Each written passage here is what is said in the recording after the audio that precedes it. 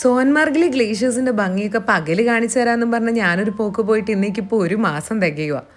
Sorry കേട്ടോ, video edit ചെയ്യാനുള്ള സമയം അധികം കിട്ടാത്തത് കൊണ്ടാണ്.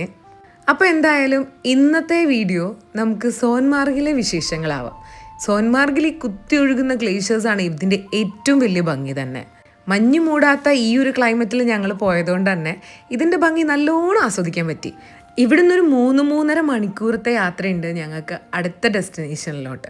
അതിനിടയിൽ ഇങ്ങനെ നല്ല നല്ല ഭംഗിയുള്ള കാഴ്ചകളും കുന്നും മലയും ഒക്കെ കണ്ട് ഞങ്ങൾ എത്തിയത് ഗുൽമർഗിലേക്കായിരുന്നു.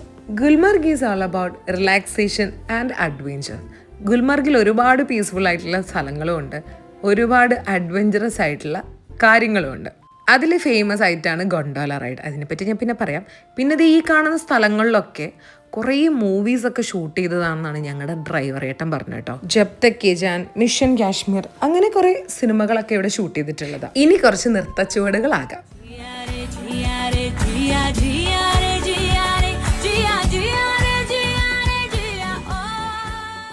പാട്ടും ഡാൻസൊക്കെ കഴിഞ്ഞു വന്നപ്പോഴത്തേക്കിന് ഞാൻ കണ്ട കാഴ്ച ഉണ്ടല്ലോ, ഒരു വലിയ കൂട്ടം ചെമ്മരിയാടുകൾ ദേ ഈ കാണുന്ന മനുഷ്യൻ്റെ പുറകെ.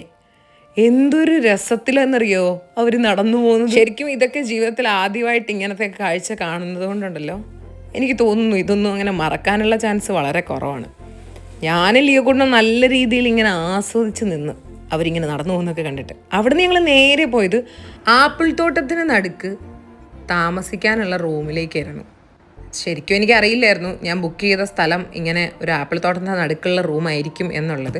പക്ഷേ എന്നിരുന്നാലും ഞങ്ങൾ അവിടെ ചെന്നപ്പോഴത്തേക്കിനും അവരിങ്ങനെ കുറച്ച് ആപ്പിളുകളൊക്കെ പറിച്ചുകൊണ്ടൊക്കെ ഇരിക്കുകയായിരുന്നു.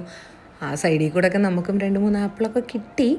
എന്തായാലും ഇതും എൻ്റെ ഒരു ആദ്യത്തെ എക്സ്പീരിയൻസ് ആട്ടോ. ഞാൻ ആദ്യമായിട്ടാണ് ഈ ആപ്പിൾ ട്രീയിൽ ആപ്പിളൊക്കെ കിടക്കുന്നത് റിയലായിട്ട് കാണുന്നത്. നോക്കിയേ എന്തോരാ. അപ്പോൾ ഇന്നത്തേക്ക് ഇത്രയേ ഉള്ളൂ കേട്ടോ. അടുത്ത വീഡിയോയിൽ കാണാം. ബൈ.